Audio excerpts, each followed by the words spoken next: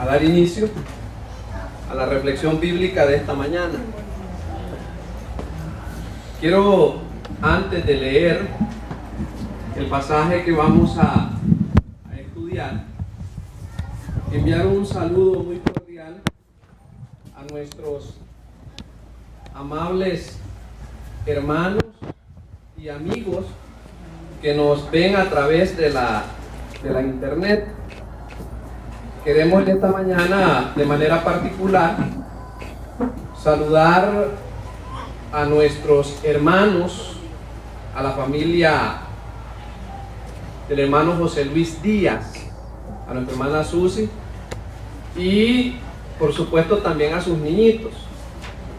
Hermanos, que el Señor les bendiga.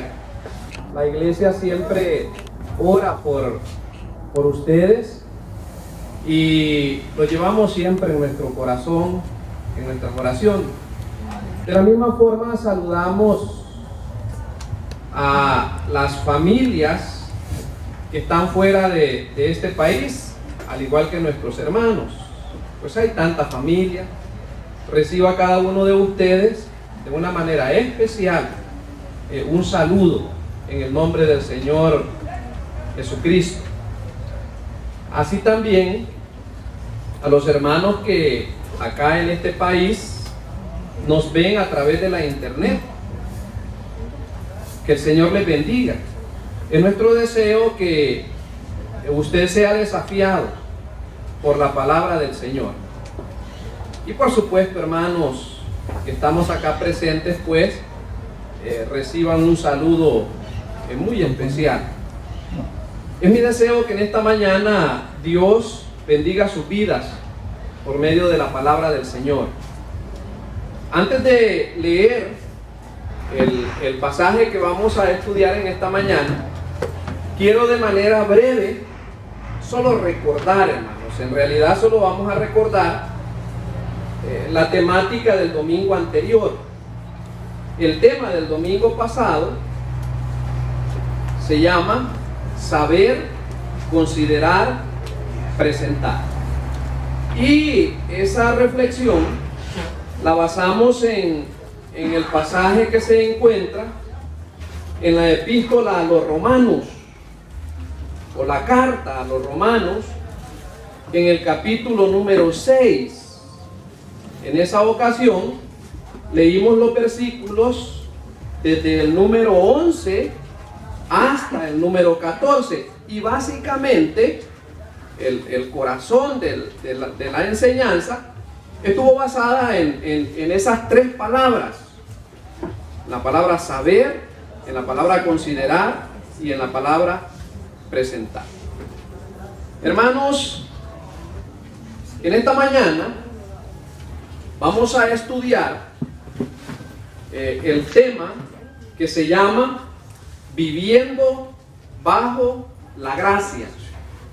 Así se llama, viviendo bajo la gracia. Yo quiero, hermanos presentes, animarlos para que no se dejen sorprender acerca de la gente malintencionada. Por favor, no vayan a confundir la enseñanza bíblica de la gracia con una herejía que es bien conocida. Hay un hombre, o mejor dicho, hubo un hombre de Puerto Rico que enseñó una doctrina encerrada en un principio que decía él: salvos, siempre salvos. Una doctrina llamada creciendo en gracia. El hombre que patrocinaba esa doctrina, según la información de la internet, se murió de una cirrosis hepática producida por mucho licor. No estamos hablando de las 3 S de salvo, siempre salvo. Dios me guarde, hermano, enseñarles una herejía. No estamos hablando de creciendo en gracia. Estamos hablando del evangelio, de la gracia que enseña la palabra de Dios. y que nosotros lo estamos verificando por medio de la santa palabra de Dios. Ahora, hermanos, yo quiero suplicarles con todo mi corazón que me tengan un poco de paciencia.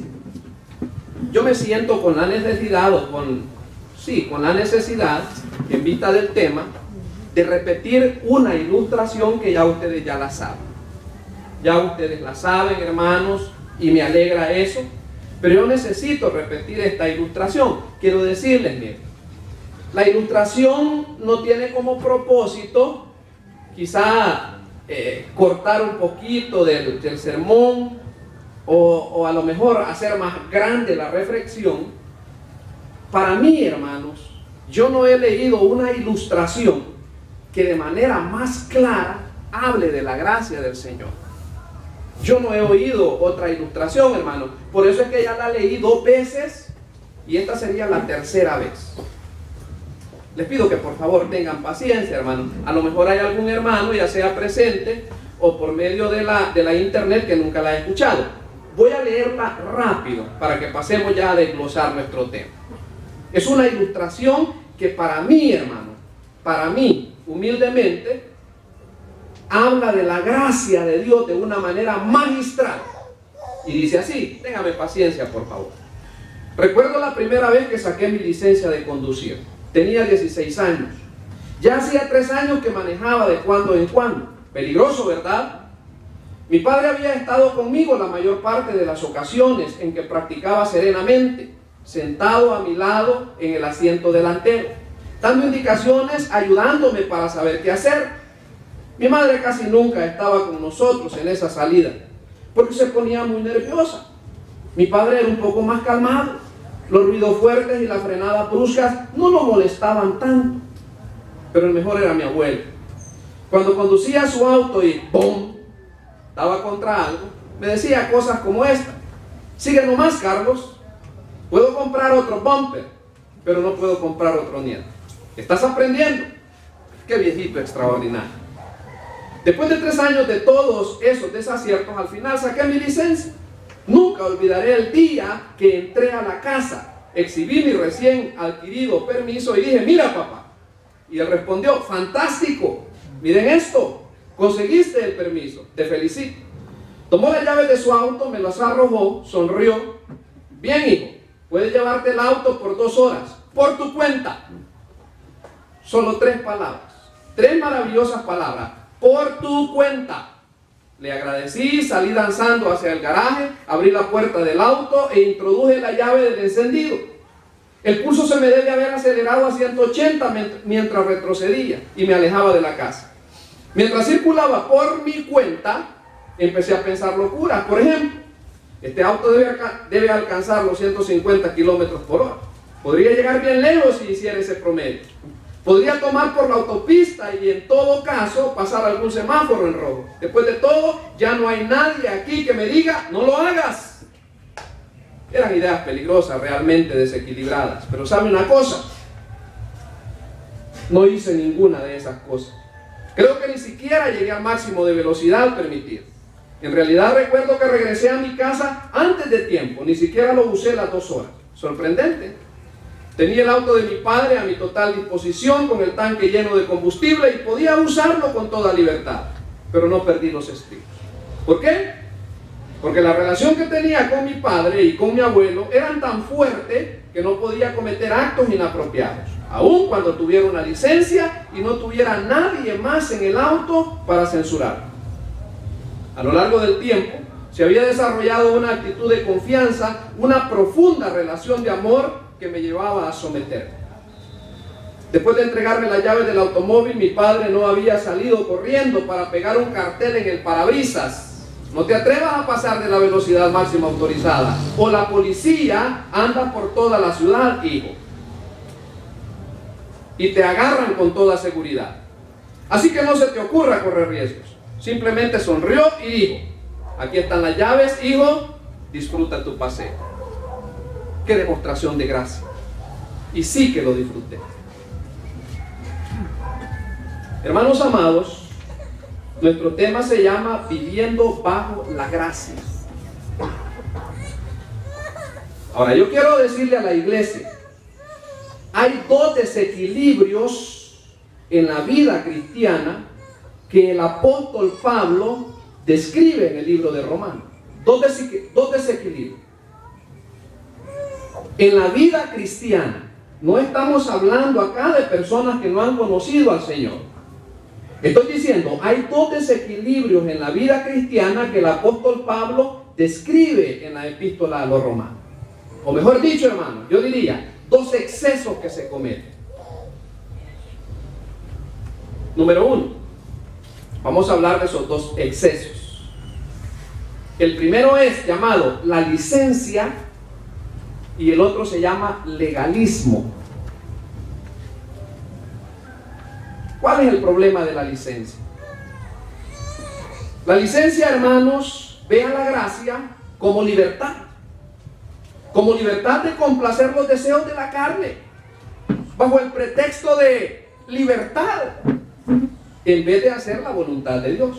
Ese es el primer exceso, la libertad. Hermanos, Pablo habló de la licencia en la epístola a los romanos. Del capítulo 6, en el capítulo 6, desde el versículo 1, Pablo habla de la licencia. Y nosotros ya estudiamos este pasaje. Pero el apóstol Pablo dice, perseveraremos en el pecado para que la gracia abunde. ¿Sabe cómo se le llama a eso? Licencia. A eso se le llama licencia. Y él pregunta, ¿perseveraremos en el pecado para que la gracia abunde? En otras palabras, hermano, ¿qué es lo que quiere decir el apóstol Pablo? Debo abusar de la gracia para complacer los deseos de la carne y los deseos pecaminosos bajo el pretexto de libertad para que la gracia abunde. Pero usted conoce la respuesta, hermanos. ¿Cómo reacciona el apóstol Pablo? En ninguna manera. Y ya lo explicamos, hermanos. Esa expresión, en ninguna manera, es una expresión, hermanos, de admiración. El apóstol Pablo, cuando dice en ninguna manera, quiere decir que Dios nos libre. Jamás, bajo ningún punto de vista. Hermanos, ya estudiamos que nosotros hemos sido co-crucificados con Cristo.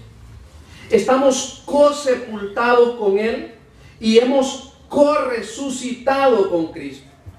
Por lo tanto, estamos muertos a la naturaleza pecaminosa, pero vivos para Dios, y debemos considerar esto como la verdad de Dios cada día, en la medida que nos presentamos al Señor a la luz de esta verdad.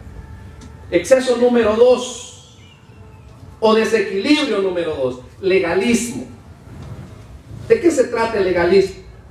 El legalismo, por su parte, hermanos, busca ganar méritos y cree merecer las bendiciones de Dios para la salvación, para la seguridad eterna, para la santificación mediante de ritos religiosos o buenas obras. A eso se le llama legalismo. Cuando pensamos que por nuestras buenas obras o cumpliendo con ritos religiosos, que con eso ganamos méritos delante de Dios, a eso se le llama legalismo. ¿Qué tenemos ante nosotros? Dos desequilibrios en la vida cristiana, hermanos. En la vida cristiana, repito, y debemos de evitarlos para crecer en el conocimiento de nuestro Señor Jesucristo. Dos desequilibrios. Primero llamado la licencia y el otro llamado el legalismo. Hermanos, nuestra carne tiene una tendencia hacia ambos extremos. Pero Romanos 6 habla de la licencia, mientras que el capítulo 7 habla del legalismo. Pero ¿qué dice el versículo 14? Que por cierto es el versículo que nos corresponde esta mañana estudiar. Quiero pedirle que ahí en su Biblia, de hecho, hermanos, tengan abierto el capítulo 6 de Romanos. Y vamos a leer el versículo 14 juntos. Dice el versículo 14. Porque el pecado no se enseñoreará de vosotros. Quiero decirle quiero parafrasear, hermanos, lo que dice ahí Romanos 6:14. ¿Cómo podemos parafrasear esa palabra enseñoreará? ¿Qué quiere decir eso? Cuando dice el apóstol Pablo, porque el pecado no se enseñoreará, quiere decir, porque el pecado no será vuestro amo, porque el pecado no nos gobernará, porque el pecado no será nuestro jefe. Eso quiere decir, cuando dice el versículo 14, porque el pecado no se enseñoreará de vosotros. ¿Qué dice después del punto y la coma? Pues no estáis bajo la ley, sino bajo la gracia. ¿Bajo qué estamos, hermanos? Bajo la gracia. La palabra bajo es una palabra importante ahí en el versículo 14, hermano. Es una preposición. Y quiere decir, hermano, que el creyente no está bajo la autoridad de algo. En el contexto de la santificación, hermanos, la ley no tiene que ver absolutamente nada en la vida del creyente. Les pido que por favor, hermano, estemos atentos para que no se vaya a confundir. No es mi intención confundirle, es mi intención que aprendamos la doctrina bíblica. Y le estoy diciendo que nosotros no estamos bajo la ley, como dice Romanos capítulo 6, versículo 14. ¿Qué quiere decir eso? Quiere decir, hermanos, que nosotros no es la ley la que nos gobierna para santificar nuestras vidas. Yo sé, hermanos, que esto es incluso contrario, es chocante a los pensamientos incluso de muchos teólogos. ¿Sabe que muchas personas enseñan, hermanos, que somos salvos por gracia, pero que vivimos la vida cristiana bajo la ley? Mire qué tremendo. Algunos piensan que está bien, somos salvos por gracia, pero vivimos la vida cristiana bajo la ley. Algunos piensan que nos gobiernan los 10 mandamientos y que así es como nosotros santificamos nuestra vida. No es eso lo que enseña la palabra del Señor. Ahora, yo quiero explicar 2 puntos, hermanos. A mí me parece que es funcional hacerlo así. 1, ya vimos los 2 excesos o los 2 desequilibrios que se dan en la vida o en la mente de todo creyente. Muchos creyentes, hermanos, caen en el problema de esos 2 excesos. O piensan que se habla de licencia o piensan que se habla de legalismo. Ahora, yo quiero explicar qué es lo que no significa, hermanos, Romanos 6:14. El versículo 14 de Romanos es sumamente importante. Ahorita nosotros estamos gravitando alrededor de ese versículo. Ese es nuestro versículo base. Ahora, ¿qué es lo que no significa Romanos 6:14? Cuando dice Romanos 6:14, porque el pecado no se enseñoreará o no nos gobernará, pues no estáis bajo la ley, sino bajo la gracia. ¿Qué no significa eso?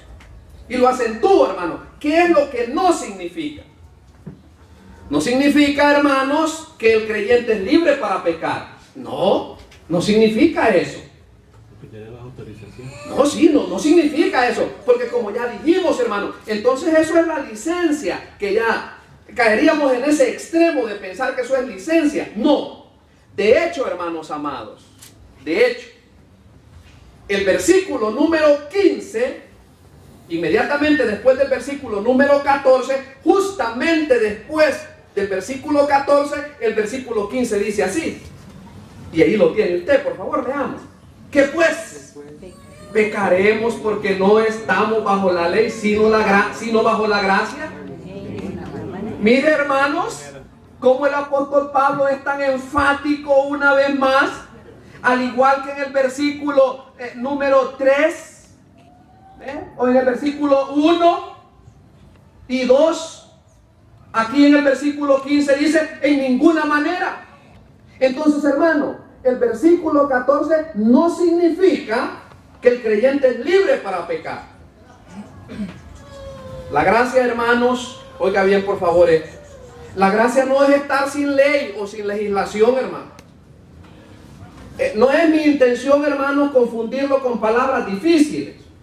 Pero hay una palabra que se lee antinomianismo. Repito, hermano, no es mi intención confundirle con palabras difíciles, pero es bien fácil entender el significado de antinomianismo.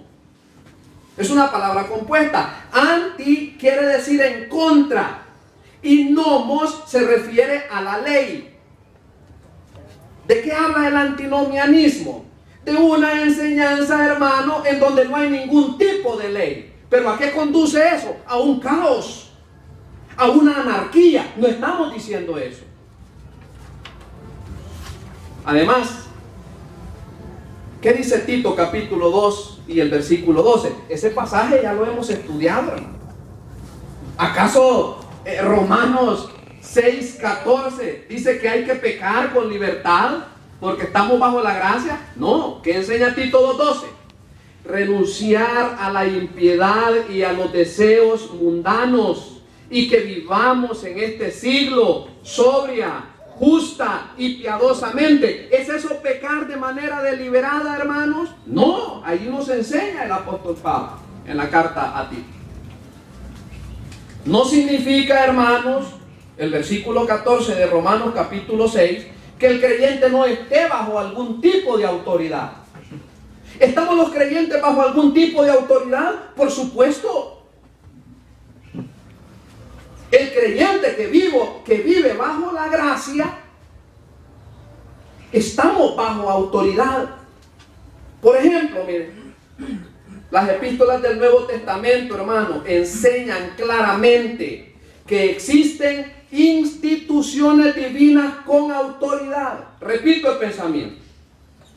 No pueden los creyentes pensar que porque estamos bajo la gracia no hay instituciones que respetar. Hay instituciones divinas. Las enseñan las epístolas del Nuevo Testamento. ¿Qué instituciones podemos mencionar? Bueno, hermanos, podemos mencionar el matrimonio. El matrimonio del cual se habla en Efesios, en el capítulo número 5. Hermanos, en una familia, en un matrimonio, hay pluralidad de líderes. Hay una mamá, hay un papá. Tenemos los creyentes que someternos y que respetar esa autoridad o esa institución. Claro, hermanos. Hay que respetar la institución del matrimonio. Estamos bajo esa autoridad. Pero además del matrimonio está la familia. En Efesios capítulo 6 se habla de la familia. ¿Tenemos los creyentes que respetar esa institucionalidad? Claro, hermanos. Es más, hermanos, Romanos capítulo 13 habla de que nosotros estamos bajo autoridad. ¿Ve? Habla de los líderes civiles, hermanos, allí en Romanos capítulo número 13. Habla del gobierno. ¿Tenemos los creyentes que respetar el gobierno? Claro, hermano. Pero también habla la Biblia en Hebreos capítulo 13 sobre la iglesia local. ¿Tenemos que respetar la iglesia local? Sí, hermanos. Dios ha estipulado líderes, ha establecido líderes en la iglesia local. Y tenemos que respetarnos y someternos a ellos. Quiere decir, hermanos, que cuando la Biblia dice no estáis bajo la ley, sino bajo la gracia, esto no significa que somos libres para pecar, ni estamos diciendo que no estemos bajo cualquier autoridad, en ningún momento. Además, la Biblia enseña claramente que nos sometemos a Dios. Cuando nos sometemos a Dios, oiga, hermanos, empezamos a someternos a su palabra para poder hacer la voluntad de Dios a su manera. De tal forma que podemos mencionar otro punto. Cuando la Biblia dice que los creyentes no están bajo la ley, sino bajo la gracia, ya dijimos, no significa, hermanos, que se puede pecar. No significa que el creyente esté sin principios o sin mandamientos bíblicos. Y podemos mencionar muchos pasajes, hermanos, pero a razón del tiempo tenemos que avanzar. Hermanos, hay muchos principios en la palabra de Dios relativos al creyente, bajo la gracia, que han de ser cumplidos mediante, oiga, el poder del Espíritu Santo. Dios nos dio principios para que entendamos el plan de Dios tanto como la voluntad de Dios para nuestras vidas. Y si hay principios y mandatos para el creyente, como hemos visto en Romanos 6, por ejemplo, mi hermano, ¿qué dice Romanos 6:11? Que ya lo estudiamos. Vosotros, dice, consideraos muertos al pecado, pero vivos para Dios. Este es un mandamiento, hermanos. Este es un mandamiento. Y óigame bien, por favor. Es un verbo, el verbo consideraos, es un verbo que está en su modo imperativo. ¿Qué quiere decir eso? Que no es una opción el someterme a la autoridad de Dios. No es una opción. Luego Romanos 6:13 dice, presentaos vosotros mismos a Dios. ¿Es eso opcional? No, es una orden. Es un verbo en el modo imperativo cuando dice presentaos. Óigame bien. En Romanos 12 hay muchas órdenes. En Romanos capítulo 12 hay muchas órdenes. De hecho, hermano, óigame bien lo que quiero decirles, por favor. De hecho, las epístolas del Nuevo Testamento están divididas, en primer lugar, hermano, en secciones doctrinales, pero en segundo lugar, en aplicaciones. Las epístolas del Nuevo Testamento, en su primera parte, habla de doctrinas y luego aplicación de esas doctrinas. Un ejemplo sencillo, Romanos capítulo 11. Básicamente los primeros 11 capítulos, o mejor dicho, todo el libro de Romanos, hermano, todo el libro de Romanos, los primeros 11 capítulos son doctrinales. Pero el capítulo número 12, hasta el fin de la epístola a los romanos, son aplicaciones. Hermanos, esto es muy importante, porque es posible hacer las cosas correctas, de acuerdo a lo estipulado por la palabra de Dios. Por ejemplo, consideremos un ejemplo práctico. ¿Recuerda usted el pasaje de Hebreos capítulo 10:25? ¿Qué dice Hebreos 10:25? No dejando de congregarnos. ¿Qué tenemos acá? Un principio. ¿Tenemos que obedecer ese principio? Sí. Otros ejemplos que encontramos en Efesios capítulos 1, 2 y 3. Le informo, hermanos, o le recuerdo, mejor dicho. Efesios capítulo 1, 2 y 3 son doctrina, pero los capítulos 4, 5 y 6 son aplicaciones, es decir, es la puesta en práctica de los capítulos 1, 2 y 3. ¿Qué podemos decir de Colosenses? Tenemos doctrina en los capítulos 1 y 2, pero ¿qué tenemos en los capítulos 3 y 4? Tenemos, hermanos, la aplicación. Es más, hermanos, ¿qué dice el versículo clave de Colosenses? Usted sabe que el capítulo clave o el pasaje clave de Colosenses es capítulo 3 y el versículo 1. ¿Y qué dice Colosenses 3:1? Si pues habéis resucitado con Cristo, buscad las cosas de arriba. Amén. Amén, así dice. Amén, hermanos, así dice. En otras palabras, hermanos, a la luz de su entendimiento de la doctrina que acabo de explicar, hay que buscar las cosas de arriba. Qué lindo es esto, mire, hermano. Un breve comentario con relación a este pasaje de Colosenses 3:1, porque Colosenses 3:1 dice así. Solo quiero explicarle esto, mire. Colosenses 3:1 no comienza con un condicional. Ese sí no es un condicional. Usted si quiere puede revisar otra versión de la palabra de Dios y se va a dar cuenta que Colosenses 3:1 es un enunciado. Lo que dice, por ejemplo, la versión NBI es, por ejemplo, dado que, a cuenta que habéis resucitado con Cristo, entonces buscad las cosas de arriba. Es decir, nosotros, hermanos, de acuerdo a lo que hemos aprendido en las lecciones anteriores de Romanos 6, dijimos que nosotros hemos resucitado con Cristo. Como nos identificamos con Cristo, entre otras cosas, hemos resucitado con Cristo, que es una de las simbologías del bautismo en agua. Ahora, como hemos resucitado con Cristo, dice Colosenses 3:1, buscad las cosas de arriba.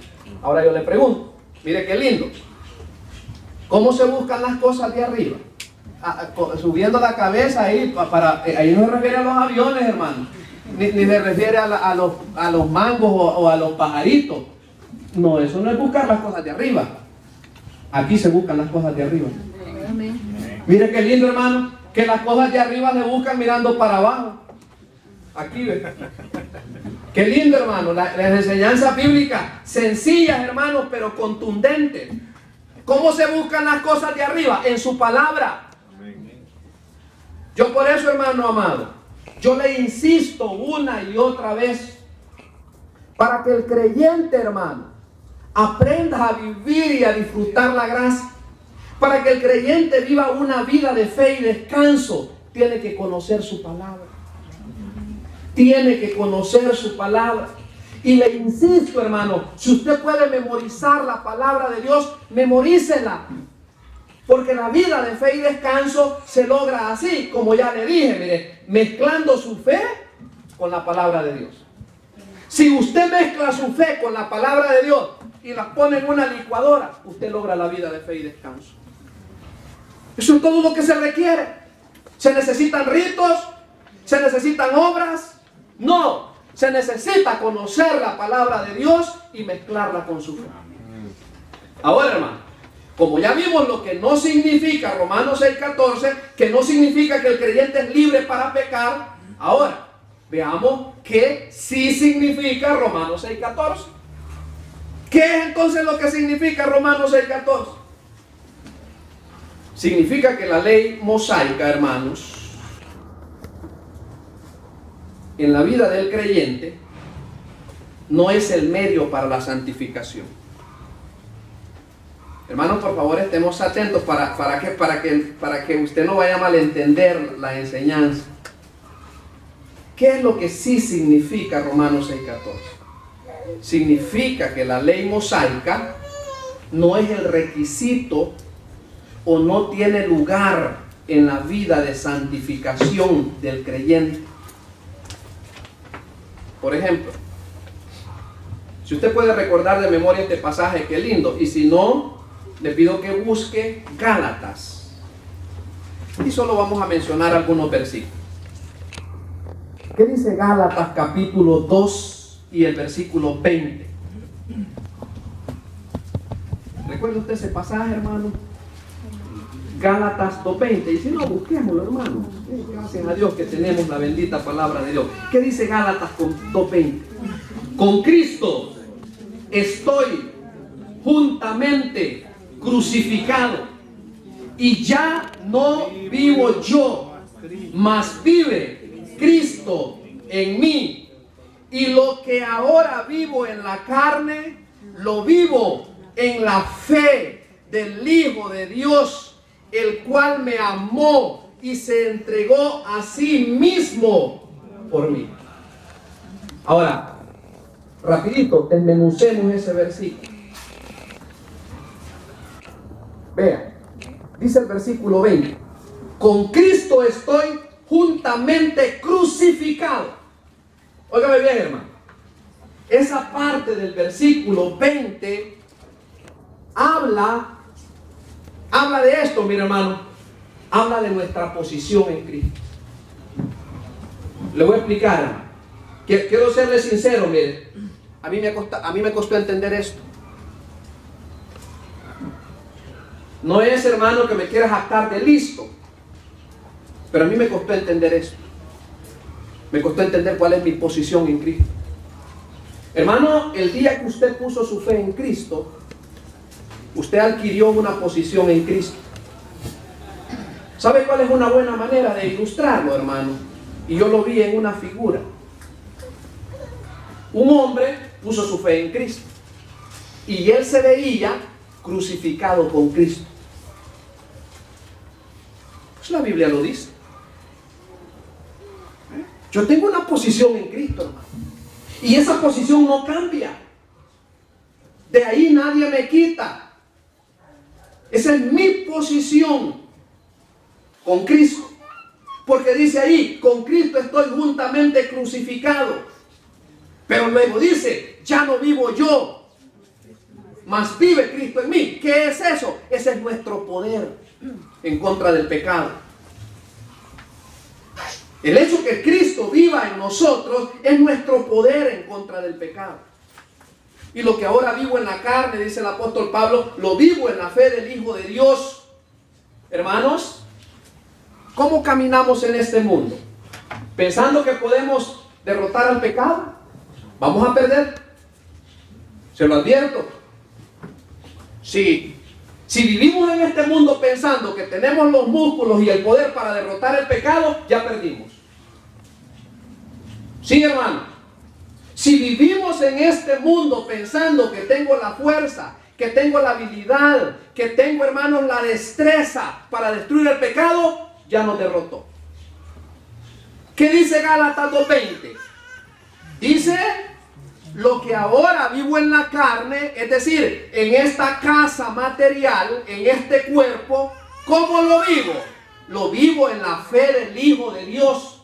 ¿Cómo se pone en práctica eso? ¿Cómo se practica el hecho de que mi vida en esta tierra la vivo en la fe del Hijo de Dios? Lo que ya les expliqué. Biblia más fe, igual una vida de confianza en Cristo.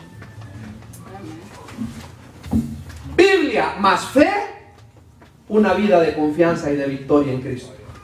¿Tengo que hacer alguna obra? No. Vida, es decir, conocer la palabra de Dios más mi fe, vida en Cristo, que es lo que dice Gálatas en el capítulo 2 y el versículo 20. Cuando dice, el cual me amó y se entregó a sí mismo por mí. Ese es el medio de nuestra victoria en la vida cristiana, hermanos. Y repito, hermanos, quiero ser enfático en esta parte. Cuando dice el apóstol Pablo, y lo que ahora vivo en la carne, lo vivo en la fe del Hijo de Dios, el cual me amó y se entregó a sí mismo por mí. ¿Qué quiere decir eso? Ese es el medio de nuestra victoria en la vida cristiana. ¿Cómo es que se logra la victoria en la vida cristiana? En la fe del Hijo de Dios, el cual me amó y se entregó a sí mismo por mí. Así se logra. Ahora, ¿qué podemos decir de la ley, hermano? Pues es interesante, hermano, que en Gálatas 2:20 ni se menciona la ley. ¿Cómo entonces debe de vivir un creyente? ¿Cómo debo de vivir como creyente? En la fe del Hijo de Dios. Así, en la fe del Hijo de Dios. Biblia más mi fe, una vida de victoria. Biblia más mi fe, una vida de victoria. Esa es una vida de dependencia. Es una vida de dependencia. Palabra de Dios más fe, vida de victoria. Palabra de Dios más fe, vida de victoria. Eso es. ¿Serán un requisito los ritos religiosos? Tengo que cumplir con ritos religiosos, tengo que cumplir con buenas obras. Todo eso lo hacemos, hermano. ¿Pero por qué lo hacemos? Porque está enseñado en la palabra de Dios. ¿Lo hago para ganar la salvación? No. Lo hago porque vivo por fe en el Hijo de Dios. Y sumo la palabra de Dios más mi fe. Igual vida de victoria. Eso es todo. Es una capsulita, hermano. Tomémosla y vamos a ser felices en Cristo. ¿Ah? Ahora bien, rapidito, hermanos, vamos a avanzar en esto para enriquecer esta enseñanza. ¿Qué dice Gálatas 3, versículos 1 y 2? A mí me gusta esto, hermano, porque estamos en la parte en donde estamos diciendo, hermanos, estamos enseñando lo que sí significa Romanos 6:14. Mire qué interesante es. ¿Qué dice Gálatas 3, versículos 1 y 2? Mire qué expresión. Esta es una expresión dura, hermano. Créame, le soy sincero. Si el apóstol Pablo se hubiese referido a mí cuando dijo esto, yo me hubiera sentido incómodo. Yo me hubiera sentido mal, hermano, golpeado. ¿Qué fue lo que le dijo el apóstol Pablo a los Gálatas? Oh Gálatas insensatos. Oh Gálatas insensatos. ¿Y qué quiere decir insensato? No se sorprenda, hermano, quiere decir tonto. Quiere decir sin seso. Insensato es inceso. Quiere decir torpe. ¿Y cuál es el regaño del apóstol Pablo para con los Gálatas? ¿Quién os fascinó? Mira qué importante el significado de la palabra fascinar, hermano. ¿Sabe qué quiere decir literalmente? ¿Quién os embrujó? ¿Quién les puso un encanto? ¿Quién les entorpeció la mente? ¿Qué les había pasado a los Gálatas? Habían pasado, hermanos, a lo que se llama a obedecer a los judaizantes. Les habían enseñado que estaba bien la fe, pero que había que sumarle obras. Sí, lea. Por eso dijimos, y eso es nuestro proyecto, hermano. Eso es nuestro programa. En el futuro próximo vamos a estudiar Gálatas, los miércoles. ¿Por qué vamos a estudiar Gálatas? Porque Gálatas es la defensa del Evangelio. Gálatas es la defensa del Evangelio. Para que el apóstol Pablo no nos vaya a decir esto a nosotros, ¿ves? Oh, iglesia del Faro insensata. No, que no nos vaya a decir eso el apóstol Pablo a nosotros.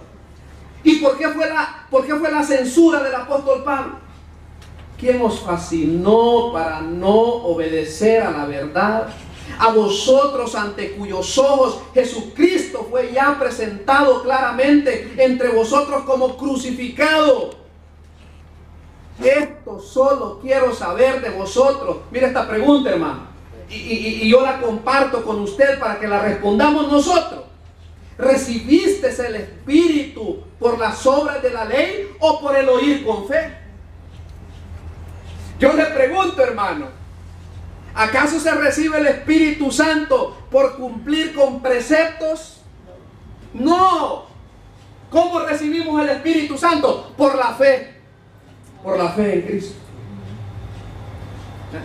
La respuesta es esa. Pero mire qué tremendo, hermano. El apóstol Pablo sigue con su regaño. ¿Qué dice el versículo 3?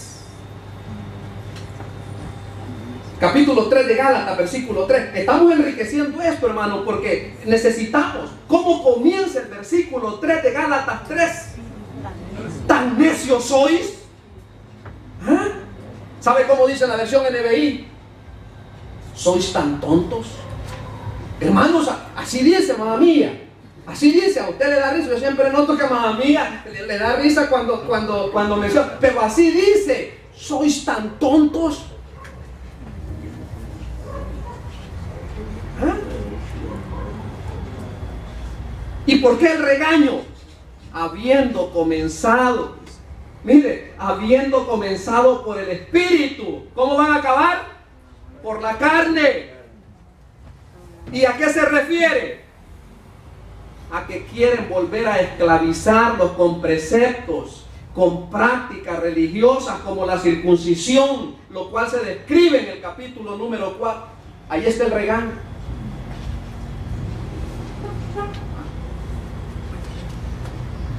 Sí, porque cuando dice ahí, ahora vais a acabar por la carne, es decir, por medio de tratar de guardar la ley. ¿Tantas cosas habéis padecido en vano? Si es que realmente fue en vano. Aquel dice pues que os suministra el Espíritu, es decir, Dios, y hace maravillas entre nosotros, es decir, el mismo Dios, ¿lo hace por las obras de la ley o por el oír con fe? Bueno, la respuesta es, hermano, por el oír con fe. Ahora, siempre hay en Gálatas capítulo 3, que dice el versículo 11, y que por la ley, oiga eso, hermano, si usted quiere póngale un asterisco ahí al margen de, si algo los creyentes no debemos de tener, hermano, no debemos de detenernos ante el hecho de marcar la Biblia. Marquemos la Biblia. ¿Qué dice el versículo 11? Capítulo 3. Y que por la ley ninguno se justifica para con Dios, es evidente. Porque, ¿qué dice? El justo por la fe vivirá. El justo por la fe vivirá. ¿Fe a qué? Fe a esta palabra, ¿ven? Fe más palabra de Dios igual vida de victoria en Cristo, hermano. Así es. ¿Y qué dice el capítulo 4 y el versículo 4 de Gálatas? Pero cuando vino el cumplimiento del tiempo, Dios envió a su Hijo, nacido de mujer y nacido bajo la ley, para que redimiese a los que estaban bajo. Hermanos, entendamos ese versículo, por favor. ¿Por qué es que nosotros, hermanos, en Cristo cumplimos la ley? Por el versículo 4 de Gálatas 4. Cumplimos la ley, hermanos, a través de Cristo. Por el capítulo 4 de Gálatas y el versículo 4, a nosotros se nos imputa la justicia de Cristo. Mire qué lindo el versículo 4 del capítulo 4 de Gálatas. Pero cuando vino el cumplimiento del tiempo, Dios envió a su Hijo, nacido de mujer y nacido bajo, ¿qué dice? Bajo la ley. A Cristo lo circuncidaron. A Cristo le hicieron el rito de la circuncisión. María cuando se purificó llevó unas palomitas, unas tortolitas, porque como era gente pobre no podía matar una oveja. Pero así se purificó, cumplió con la ley. Cristo cumplió con la ley. Ahora, esa justicia de Cristo me fue imputada a mí. Y ahora Dios me ve como si yo hubiese cumplido la ley por medio de Cristo. ¿Se entiende la enseñanza, hermanos? Amén. Amén. Me alegra, hermano. ¿Y qué dice el versículo 5 para que terminemos de leer eso? Para que redimiese, oiga, a los que estaban bajo la ley, a fin de que recibiésemos la adopción de, ¿qué dice? De hijos. Y por cuanto sois hijos, Dios envió a nuestros corazones el que mandó, el Espíritu Santo de su Hijo, el cual clama, Abba Padre. Hermano, perdónenme, pero yo me emociono cuando yo leo esto. Yo me emociono. Yo me quebranto cuando yo leo esto. ¿Cómo no me voy a quebrantar cuando sé que cada creyente tiene el Espíritu Santo viviendo dentro de nosotros, para darnos el poder que necesitamos para vivir bajo la gracia en lugar de vivir bajo la ley? Qué lindo eso. Y Gálatas capítulo 5 y el versículo 1 dice: estad pues firmes. Oiga, hermanos, oiga, Gálatas 5, 1. ¿Verdad que necesitamos estudiar Gálatas, hermanos? Por eso es que vamos a estudiar Gálatas. Gálatas es la defensa del Evangelio, para que ningún demonio nos quiera argumentar cosas que no tienen que ver con la enseñanza bíblica. Capítulo 5 y el versículo 1. Estad pues, ¿cómo dice? Firmes. ¿Firmes? ¿En qué? En la libertad con que Cristo nos hizo libres. ¿Y qué más? Y no estéis otra vez sujetos al yugo de esclavitud. ¿Cuál yugo de esclavitud? La ley. Capítulo 5, versículos 2 y 3. He aquí yo, Pablo, os digo que si os circuncidáis, porque eso es lo que les estaban enseñando a los Gálatas, para un varón judío, el primer rito, hermanos, para mantener la ley era eso. Pero el apóstol Pablo le dice: de nada os aprovechará Cristo. Y otra vez testifico a todo hombre que se circuncida que está obligado a guardar la ley. Ahora, yo quiero decirle esto, mire, para ir terminando. Oiga bien lo que le voy a explicar, hermano. La ley es una unidad indivisible. Repito, hermano. La ley es una unidad indivisible. No es una cena gourmet. La ley. No. ¿Usted sabe lo que es eso, verdad? No es que usted va a tomar aquello de la ley que le gusta o que le conviene, pero va a ser selectivo. No, señor. No. La ley es indivisible. No podemos dividirla, hermano. Es importante entender esto, porque hay muchos hoy en día que están confundidos cumpliendo parte de la ley. Algunas personas, hermanos, van más allá para decir que estamos bajo ambos preceptos y a veces usan la ley moral y leyes dietéticas y no sé qué otra cosa, cosas del Antiguo Testamento. La Biblia es clara en que la ley es una unidad indivisible. No podemos ser selectivos. Como quien dice: yo quiero esto, tomo lo otro, pero esto no lo quiero. Tomaré esto, pero de esto no. No. El Antiguo Testamento, hermano, fíjese bien.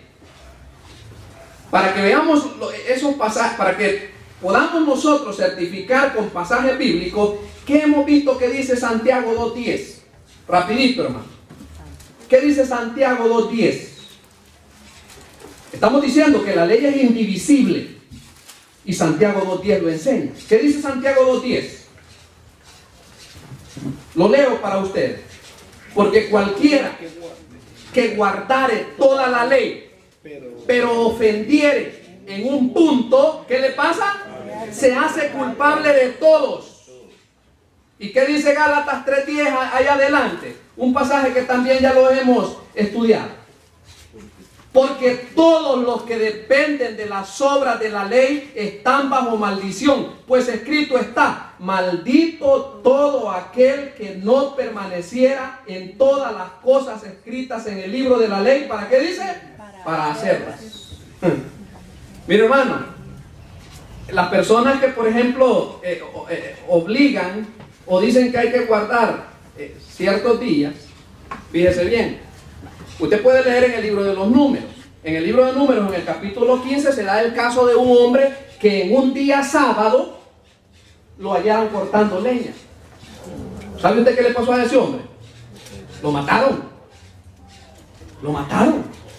Allí se lee en Números capítulo 15. ¿Y por qué lo mataron? Porque estaba quebrantando el día de reposo. Y hermano, someterse al día de reposo es una cosa rigurosa. ¿Sabía usted que la gente no come, los judíos no calentaban comida? No hacían absolutamente nada. Esa era la enseñanza del día de reposo, así como lo habían enseñado los fariseos. Yo pregunto, ¿y si a una persona que supone guardar, digamos algún día, y lo ven hacer algo, le irán a imponer el mismo rigor que le imponían a los judíos? Porque eso se tendría que hacer. Hermanos amados, Gálatas enseña claramente que no estamos bajo la ley. Ahora, para terminar, ¿cuáles son los productos de una vida guiada por el Espíritu?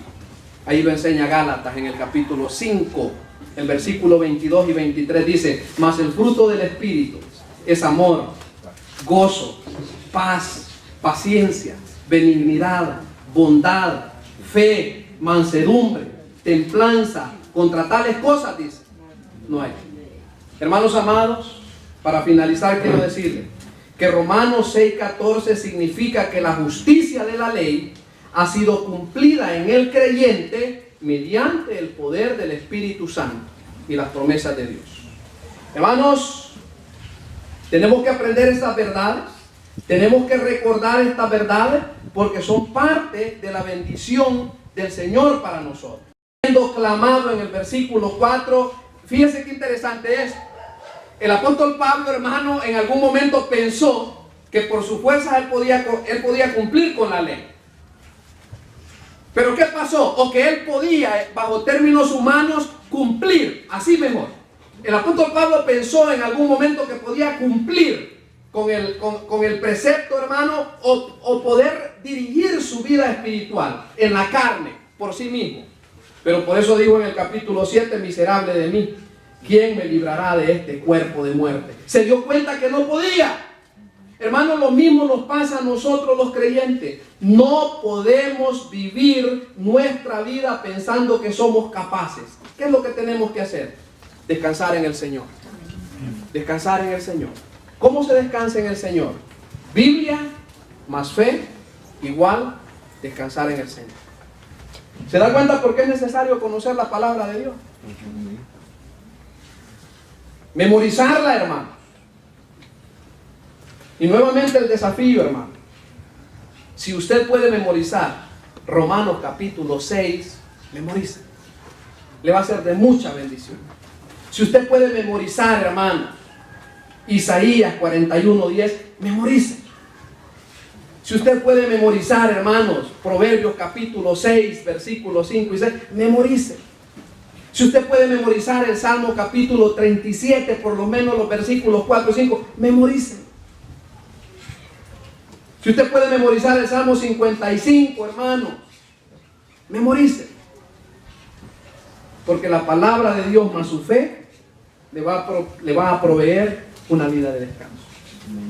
Hermanos amados, ¿hemos entendido lo que hemos dicho esta mañana? Vivimos bajo la gracia. No bajo el libertinaje, como enseñaba aquel. No, vivimos bajo la gracia de Dios. Ahora, es necesario, hermanos, nuestra carrera cristiana comenzó cuando nosotros pusimos nuestra fe en Cristo. Ahí comienza todo. Aparte de eso, hermanos, nosotros no tenemos el poder, no tenemos la facultad, porque no tenemos el Espíritu Santo. Yo por eso siempre tengo que hacer la pregunta: si en esta mañana hay alguien que quiere poner su fe en el Señor Jesucristo y quiere confiar en Cristo como su único y suficiente Salvador, yo lo invito para que en esta mañana tome la decisión. ¿Habrá alguien que en esta mañana quiere poner su confianza en Cristo? Le invito y le exhorto en el nombre del Señor que no pierda más tiempo, que no espere más tiempo. Este es el momento propicio, este es el día aceptable, como dice la palabra del Señor.